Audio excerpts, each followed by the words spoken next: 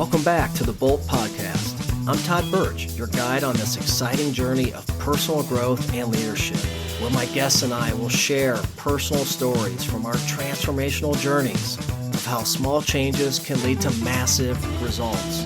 You'll discover tips on overcoming obstacles, setting and achieving goals, building lasting habits, developing confidence, living a happy, healthy, and positive life, and so much more. If you're ready to cultivate a growth mindset and become the best version of yourself, then let's ignite your growth today. In today's episode, we're going to explore new perspectives on measuring success. We'll dive into the topic redefining success beyond the numbers and avoiding regret. As we navigate through our careers and our personal lives, it's easy to get caught up in chasing the numbers, albeit salary numbers, promotions, social media followers, how many awards we've won. Look, I get it. I've been there. And it's tough depending on the season you're in, right? When you're first starting out, you're young, starting a family, buying your first home, you want to be a great provider. And that season of life might look different in the way that you measure success than it does when you get older and into your career. But what if these metrics aren't truly reflective of success? What if they lead us to regret rather than fulfillment? Today, we'll explore how to redefine success in a way that prioritizes meaningful achievements and lasting happiness.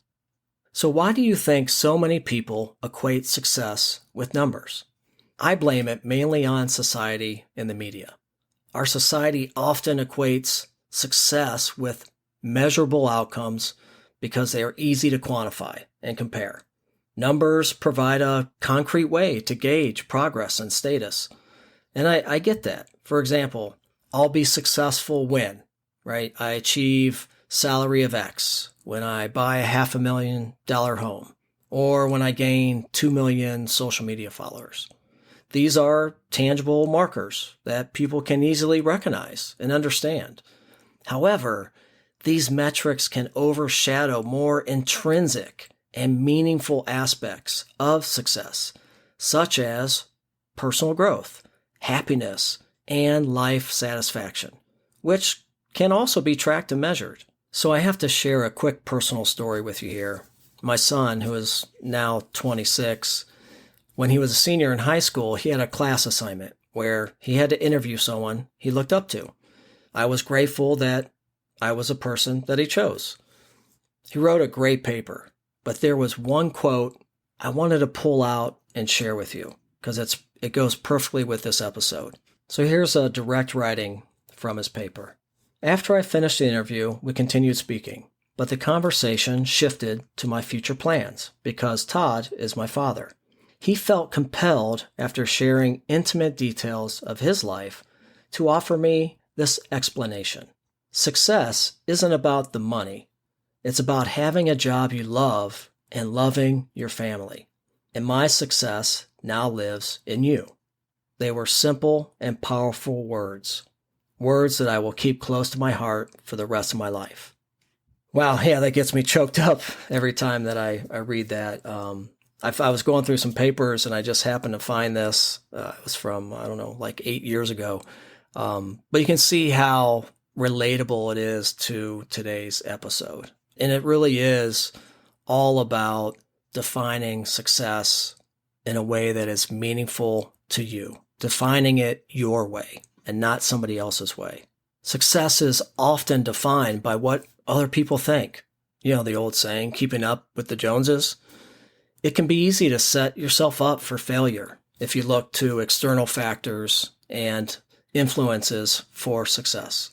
While they may seem happy and successful in the media, are they truly happy? And who cares anyway, right? They are not you. You create your own plan. You define your own success.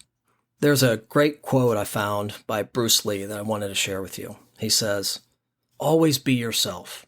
Express yourself. Have faith in yourself. Do not go out and look for a successful personality and duplicate it." I think Bruce was spot on there, right? So how do we begin to redefine success beyond the traditional metrics? Well, redefining success requires a shift in our mindset.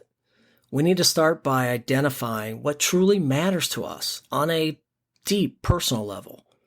This means setting goals that align with our values and our passions rather than societal expectations. For instance, someone might find fulfillment in creative expression like crafting, painting, photography, helping others, volunteering at a local nonprofit, or maintaining a good work-life balance. By focusing on these intrinsic motivators, we can create a definition of success that is more personal and more fulfilling. Just like everything else in life, figuring out what success means to you is a journey. It takes time, takes effort. You've got to discover what truly matters to you and then chart a course to achieve it. If you're lucky, you'll land a career or a job that vibes perfectly with your goals and your values. But even if you don't, there's still time, right? Don't sweat it. It's never too early to start chasing your goals and making progress anyway. So here are some practical tips that you can take to redefine your own success. The first one is self-reflection. So take the time to reflect on what truly matters, what makes you happy and fulfilled. Consider moments in your life when you felt the most content or the most successful. What were you doing? Who were you with? And journaling, this is a great tool to use for this. Start to make a list and start filling it out. The second one is set meaningful goals. Once you understand what matters to you, set goals that align with your values. Instead of aiming for a promotion solely for the pay raise, think about how the role could contribute to your growth and your satisfaction. Number 3 is balance metrics with meaning. So while it's okay to have numerical goals, balance them with qualitative ones also. For instance, aim to spend a certain amount of time with your family or pursuing hobbies that bring you joy. And I'll share some examples of this in a minute. And number 4, embrace the journey. This is my baby. This is one of my favorites. You'll hear this in just about every episode. Focus on the process rather than just the outcome. Celebrate small victories and progress and recognize that setbacks are a part of the journey. Look, life is an infinite game. We are continually evolving and tweaking as we go. Number 5, everyone's path to success is different.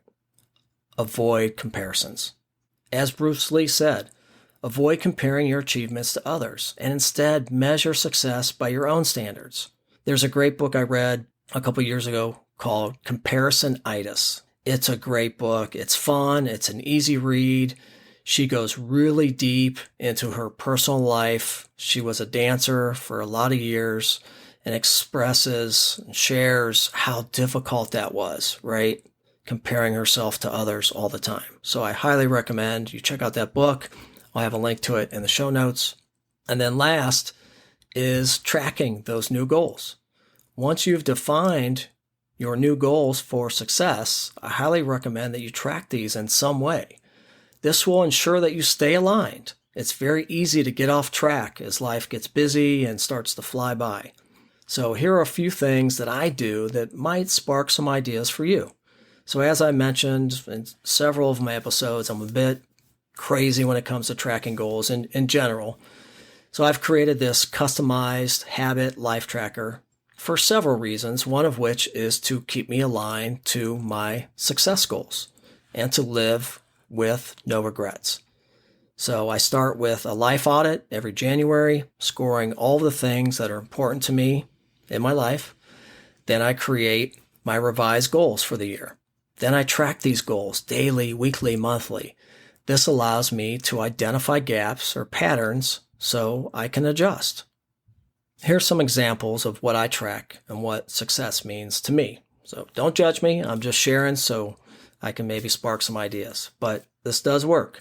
So one of my goals that I track is 5 days a week, I want to have quality time with my wife. I know what you're thinking. No, this isn't that. This is time talking, walking, really enjoying each other's company. So I have a tracker and I track this. Now, another goal I have, 4 days a week, I want to have quality time with my daughter. I have a preteen and time with her is tough. Look, hanging with her dad at this age just isn't cool. But hey, I don't stop trying. I'll take whatever she gives me and I'll drop everything. But I want to track that. I want to make sure that I'm getting that time with her. The third one is I want to spend more time with my parents. So at least 1 day a week, I want to touch base, call, text, or hopefully get together with them. Look, my parents are getting older. I don't want to look back and regret and say, I wish I would have done this or done that. At least I want to stay in touch. And I'm blessed that we're local. We're like 15 minutes away, so there's no excuse. Another goal is spending time in nature. Look, this makes me happy. This recharges my mind, my body, my soul. I get reconnected. So I want to track that. I also track how many minutes a week I read. I want to have this continued growth and learning. And then lastly, I track 1 day a week. I want to do something related to my mission, giving back to the community. So this is just a sample set of things that I track and goals that I have. But these are the things that define success to me. So I want to make sure that I stay on par with these. I may also go as far as to put time blocks on my calendar. My wife used to make fun of me for this, but she realized it actually works. The key for me is that I have one calendar for both business and personal. This keeps everything in one place. It makes it visible at all times, and it's on my PC and my phone. Same calendar. So really, there's no excuses, but it makes me really stay attuned to what's important to me, right? Make sure that I'm aligned so that I can track these things. It also never hurts to have a great role model. Look, I was lucky enough to have one with my dad. He was a blue-collar worker and worked 2 jobs for most of his life. I never asked him what his goals were or how he defined success, but looking back, he somehow managed to never miss a single sporting event for me or my sister. And look, we played everything all year round. So he was a busy guy, but he always put his kids first. Maybe too much to some degree. But I think this was how he defined success: quality time and supporting his kids. So you can see success comes in all shapes and sizes, right? And it really depends on what season you are in life. But let's talk a little bit about avoiding regret. How can we redefine success to live a life free of regret? Because they're tied to the hip here. So living a life free of regret often comes down to making choices that align with our true selves, just like we've been talking about.